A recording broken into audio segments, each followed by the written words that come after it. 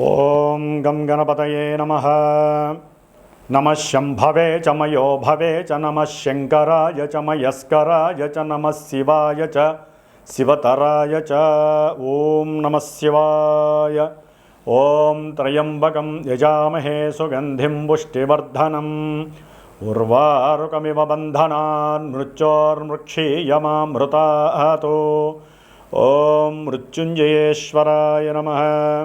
ఓం శమగ్నిరగ్నివిష్కరశ్చన్నస్తపతు సూర్యః శంబాతో వాత్వరప అపసృదః. ఓం శం శనైశ్చరాయ నమః. జ్ఞానసిద్ధిని వీక్షిస్తున్నటువంటి ప్రేక్షకులందరికీ కూడా శని భగవంతుడి యొక్క అనుగ్రహముతో ఈ 135 రోజులు అనగా జూలై 27వ తేదీ నుండి డిసెంబర్ 11వ తేదీ వరకు కూడా ఈ 135 రోజులు మన యొక్క భూమి మీద శనైశ్చరుని యొక్క వక్రగతి సందర్భముగా ఆయన యొక్క పాపపు కిరణాలు అత్యంత వేగవంతంగా చాలా ప్రతికూలమైనటువంటి పరిస్థితుల్ని కలుగజేసేటటువంటి స్థితిగతుల్లో మనందరము కూడా కర్మలని అనుభవించడానికి సిద్ధంగా ఉండాలి. కాబట్టి ఆ ఈశ్వరుడు హనుమంతుల వారు శనైశ్చరుని యొక్క అనుగ్రహము పరిపూర్ణంగా కలగాలని ఆశీర్వదిస్తూ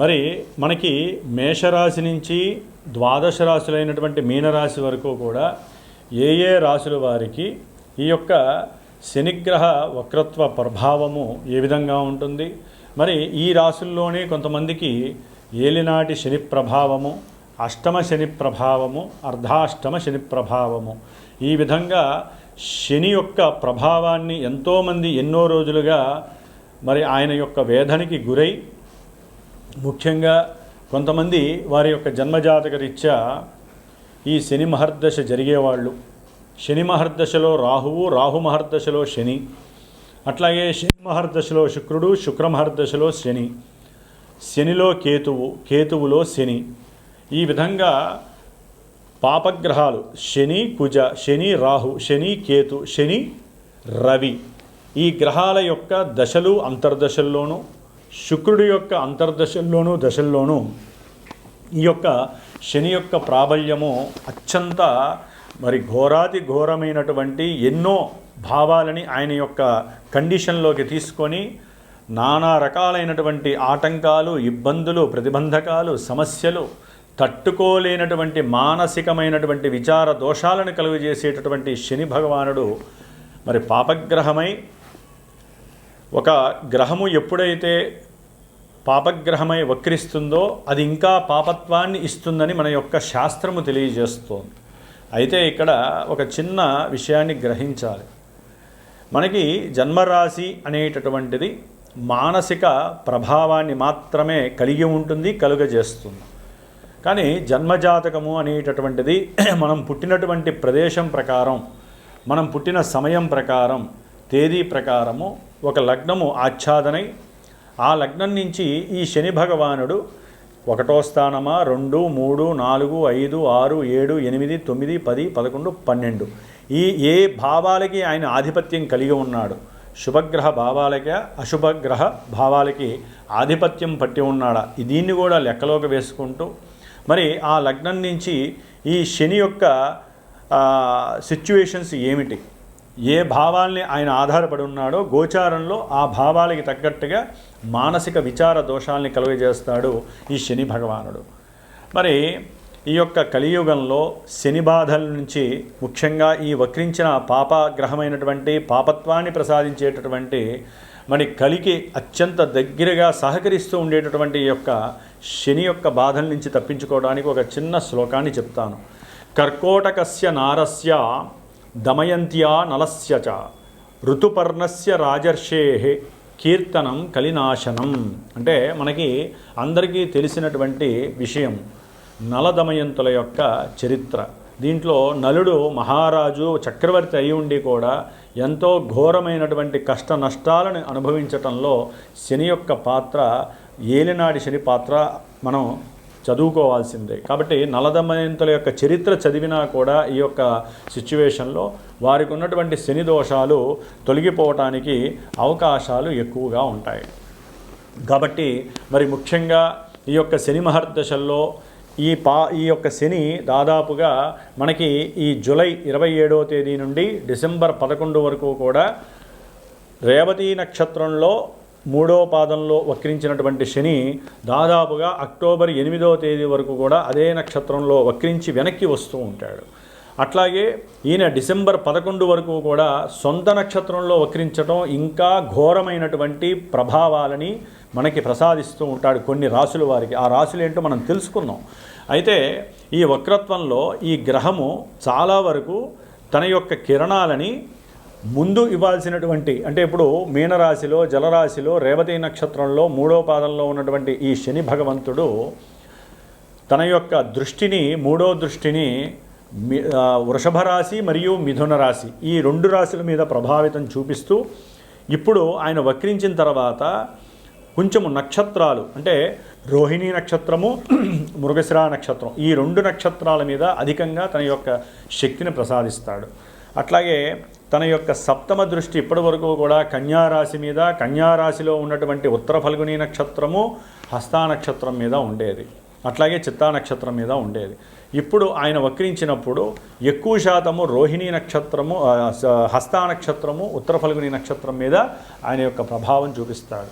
అట్లాగే శని భగవానుడు మీనరాశిలో ఉండి తన యొక్క దశమ దృష్టిని మీనరాశి మీద ప్రభావితం చూపిస్తూ దాదాపుగా పూర్వాషాఢ నక్షత్రము, ఉత్తరాషాఢ నక్షత్రము ఈ యొక్క నక్షత్రాల మీద తన యొక్క ప్రభావాన్ని అధికంగా చూపిస్తూ ఎన్నో అనారోగ్యాలని, అనుకున్న పనులలో వాయిదాలని, అసలు అనుకున్నది జరిగింది అనుకుంటే మహదానందంగా భావించే పరిస్థితులను కలగజేస్తూ ఈయన ముఖ్యంగా ఆర్థిక విషయాల మీద, అనారోగ్యానికి సంబంధించిన విషయాల మీద, అనుకున్న పనుల్లో ఆటంకాలు కలుగజేయటం, ఆలస్యాలు, అది వివాహమైనా విద్యపరంగా ఎన్నో ఆటంకాలు, ఉన్నత విద్యలు లేకుండా చేయటం, విదేశాల్లో ఉన్నటువంటి వాళ్ళని ఇబ్బందులు పెట్టడము, ఉద్యోగాదుల్లో ప్రమోషన్లు వస్తాయనుకుంటే అది కాస్త ఉన్న ఉద్యోగం తొలగిపోవటం, ఇలాంటి ఎన్నో రకాలైనటువంటి ప్రతికూల పరిస్థితుల్ని ఇవ్వటంలో శని భగవానుడు మహాదిట్ట. మరి ఈ యొక్క వక్రించిన శని ఫలితాలు ఈ యొక్క జన్మరాశులకి అంటే మేషం నుంచి మీనరాశి వారికి ఏ విధంగా ఉంటాయో తెలుసుకుంటూ, ఎవరికైనా సరే జన్మజాతకంలో లగ్నాతు ఈ యొక్క శని ఎవరనేది తెలుసుకునే ప్రయత్నాన్ని చేయండి. అసలు ఏ దశలు జరుగుతున్నాయో తెలుసుకోవడానికి ప్రయత్నం చేయండి. ఈ యొక్క ఫలితాలు విని ఎవరూ బాధపడక్కర్లేదు, అట్లా అని సంతోషపడకూడదు. జన్మజాతకరీత్యా మాత్రమే దశలు అంతర్దశలు మనల్ని యాక్టివేట్ చేస్తూ ఉంటాయి. కాబట్టి కొంతవరకు ఈ శనిచ్చే ఫలితాలు ఏ ఏ రాశుల వారికి ఏ విధంగా ఉంటాయో తెలుసుకుందాం. ఓం శం శనైశ్చరాయ నమః. రాశి వారికి వక్రగత శని భగవానుడు దాదాపుగా జూలై 27 నుంచి డిసెంబర్ 11 వరకు 137 రోజులు ఎన్నో రకాలైనటువంటి అష్టకష్టాలని, ఇబ్బందుల్ని పెట్టడానికి సిద్ధంగా ఉంటాడు. ఆల్రెడీ సింహరాశి వారికి షష్టాధిపతి అంటే సేవకా స్థానాధిపతి, అలాగే రుణాలకి అధిపతి, శత్రువుల్ని అధికం చేసేటటువంటి వాడు, ముఖ్యంగా రోగాన్ని వృద్ధి చేసేటటువంటి స్థానాధిపతి ఈ శని భగవానుడు. మహాపాపి అన్నమాట. ఈ యొక్క సింహరాశి వారికి శని భగవానుడు మహాపాపి. అట్లాగే సప్తమం మారక స్థానం, అనుకున్న ఏ కార్యక్రమాలు అవ్వకపోవటం, భార్యాభర్తల్లో ఎవరో ఒకరిది గనక ఈ యొక్క సింహరాశి అయినట్లయితే వారికి ఇబ్బంది కలిగేటటువంటి పరిస్థితి. ఎందుకంటే ఇప్పటి వరకు ఆయన అష్టమ శనిగా ఉండి ఎన్నో అవరోధాలు, ఎన్నో మృత్యుగండాలు అంటే మృత్యుతుల్యమైనటువంటి పరిస్థితుల్ని ప్రసాదిస్తూ వచ్చాడు. అష్టమ శని అంటే రంధ్రశని. కానీ ఇప్పుడు ఆయన యొక్క వే అనేటటువంటిది, కిరణాలు అనేటటువంటిది కొంచెం వెనక్కి తగ్గు ఉంటాయి. ఇప్పటివరకు వీరు కాపాడబడుతూ కూడా వచ్చి ఉండొచ్చు. ఎందుకంటే అష్టమంలో శని ఉంటే కాస్త ఆయువుని కొంతన్నా కాపాడుకుంటూ ఉంటాడు. ఎందుకంటే ఆయు కారకుడు కాబట్టి. ఎవరైనా శత్రువులు, రోగాదులు, రుణాదులు వీటి పరంగా అవమానించిన, ఇబ్బందులు పెట్టినా తట్టుకునే స్వభావం, ఇప్పుడు వీరు అవి తట్టుకునే స్వభావం సింహరాశి వారికి ఉండకపోవచ్చు. దాన్నే మృత్యుతుల్యము అంటారు. సమస్యలు వృద్ధి చేస్తూ ఉంటాడు. ఈయన యొక్క దృష్టి ముఖ్యంగా ఇప్పటి వరకు సింహరాశి వారికి దశమ కేంద్రమ స్థానమైనటువంటి వృషభ స్థానం మీద పడేసరికి ఎంతో ఏదో రకంగా వారు చేసేటటువంటి వృత్తి ఉద్యోగాదుల్లో కష్టమైన నష్టమైన ఎన్నో మాటలు పడుతూ భరాయిస్తూ కాలం గడుపుతూ ఉన్నంతకాలము జాగ్రత్తగా చేయాలి అనేటటువంటి సహనము ఓర్పు ఎక్కువగా ఉండేటటువంటి పరిస్థితి. మరి ఈయన వక్రించడం ద్వారా ఆయన దృష్టి ఆ యొక్క స్థానం మీద కొంచెం తగ్గుతుంది. దానివల్ల ఆ ఓర్పు సహనం తగ్గిపోవడం ద్వారా లేనిపోని అవాక్కులు అవతల వ్యక్తుల మీద వీరు సహనాన్ని కోల్పోవడం ద్వారా చేసే ఉద్యోగంలోంచి తొలగిపోవటం, లేకపోతే ఉద్యోగాదుల్లో ధనము రావాల్సింది ఆగిపోవటము, అంటే బాగా ఆలస్యం అవటము, ఉద్యోగాన్ని వదిలేయాలి అనేటటువంటి సంకల్పం కలగటము, ఇలాంటివి ఎన్నో రకాలైనటువంటి సేవకాపరమైనటువంటి విషయాలలో వీరికి నెగిటివ్నెస్ కనిపిస్తోంది. అలాగే ఎవరికైతే వివాహ సంబంధిత విషయాలలో అవుతుంది అనుకున్న వాళ్ళకి కొంత వివాహ సంబంధిత విషయాలలో అనుకున్నటువంటి విషయాలు కొంచెం జరగకపోవచ్చు. ముఖ్యంగా ఈయన యొక్క దృష్టి సంతాన స్థానం పైన పడేసరికి ఇప్పటివరకు సంతానానికి సంబంధించినటువంటి విషయాలలో ఎంతోమందికి ఇబ్బందులు కలిగి ఉండొచ్చు. కానీ ఇప్పుడు ఆయన యొక్క ఎఫెక్షన్ తగ్గేసరికి చదువుకునేటటువంటి విద్యార్థుల మీద చాలా ఎఫెక్ట్ ఎక్కువగా పడుతూ ఉంటుంది. ప్రయాణాల యందు చాలా జాగ్రత్తలు వహించాలి. భార్యతో కానీ భర్తతో కానీ, అంటే ఇరువురు ప్రయాణం చేసేటప్పుడు ఎన్నో మారక దోషాలు మీకు కలగడానికి అవకాశం ఉంటుంది. చాలా జాగ్రత్తగా చూసుకోవాలి. ఆయన దృష్టి ముఖ్యంగా ఇప్పటివరకు ద్వితీయ స్థానమైన కన్యారాశి మీద పడేసరికి ఆకస్మికంగా ఎన్నో నష్టాలు, వ్యాపారంలో నష్టాలు, సేవకా వృత్తిలో అనుకున్న డబ్బులు రాకపోవటం, దాని ద్వారా కుటుంబంలో కలతలు ఏర్పడటం, ఇవన్నీ జరిగినాయి. కానీ ఆయన యొక్క వక్రీగత దృష్టి వలన డైరెక్ట్గా ఆరోగ్యం మీదే పడుతోంది. ఇప్పటివరకు రాజసంగా సింహరాశి వారు ఎక్కడా మేము తగ్గం అనేటటువంటి వాళ్ళు తగ్గాల్సిన పరిస్థితి.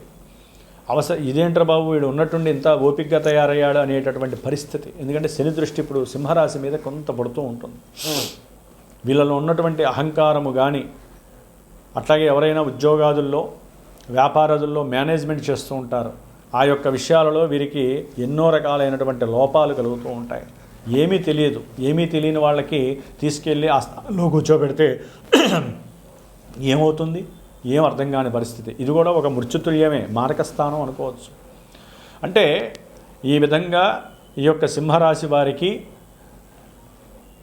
ఉద్యోగపరంగా, శత్రు రుణపరంగా, వివాహపరంగా, దాంపత్యపరంగా, ఆర్థికంగా, తండ్రి యొక్క ఆరోగ్యరీత్యా, చదువుకునేటటువంటి విద్యార్థులకి విద్యపరంగా, బంధువులతో అంతర్గతంగా సమస్యలు, అది భార్య అయితే భర్త తరపు, భర్త అయితే భార్య తరపు, ముఖ్యంగా ఆర్థికపరమైనటువంటి విషయాలలో వీరు పూర్తిగా ఇబ్బందులు పడే పరిస్థితి సింహరాశి వారికి కలుగుతోంది. అందుకనే శ్రావణ మాసంలో చాలా విశేషమైనటువంటి 19 రోజుల దీక్ష జపాన్ని, హోమాన్ని ఆచరిస్తున్నాను. కాబట్టి ఎవరైనా సరే వారి యొక్క జన్మజాతకంలో వారికి నడుస్తున్న దశలు అంతర్దశలు అనుకూలించలేదనుకోండి, ఇది ఇంకా ఎఫెక్టివ్గా ఉంటుంది.